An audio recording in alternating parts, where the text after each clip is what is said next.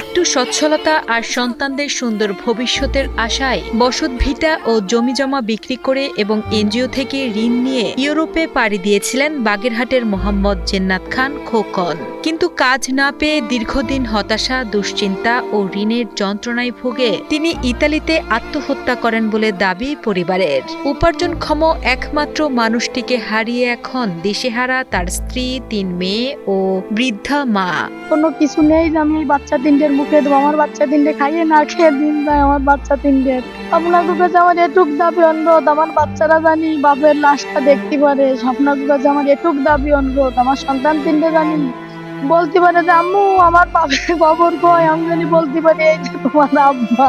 বাগেরহাট সদর উপজেলার ফতেপুর শিমুলতলা গ্রামের বাসিন্দা মোহাম্মদ জেন্নাত খান খোকন।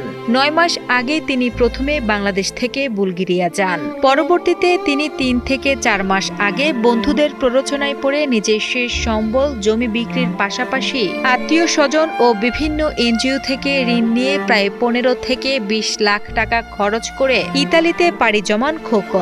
কিন্তু সেখানে গিয়েও কাঙ্ক্ষিত কাজ না পেয়ে চরম হতাশার মধ্যে দিন কাটাতে থাকেন তিনি। সেই হতাশা থেকে আত্মহত্যা করেন বলে জানান পরিবার।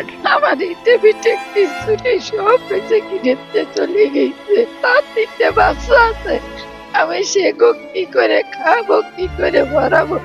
আমার ছেলেদের লাশটা যেন বাড়িয়েছে, আমি যেন শেষবারের মতো আমার একটা ছেলে আমি শেষবারের মতো যেন একটু দেখতে পারি মুখখানা।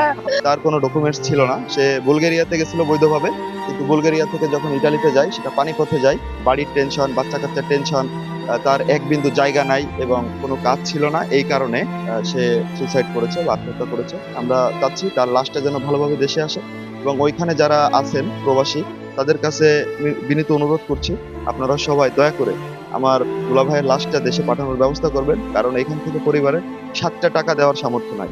এখন বৈধ কাগজপত্র না থাকায় তার মরদেহ দেশে আনতেও তৈরি হয়েছে আইনি জটিলতা। মরদেহ দেশে আনতে প্রায় 7 লাখ টাকার প্রয়োজন, যা এই ঋণগ্রস্ত পরিবারের পক্ষে জোগাড় করা সম্ভব হচ্ছে না। তাই শেষবারের মতো প্রিয়জনের মুখটি একবার দেখার আকুতি নিয়ে মরদেহ দেশে এনে দাফনের জন্য সরকার সহ সমাজের বিত্তবান ও প্রবাসীদের সহযোগিতা কামনা করছেন পরিবারের সদস্যরা।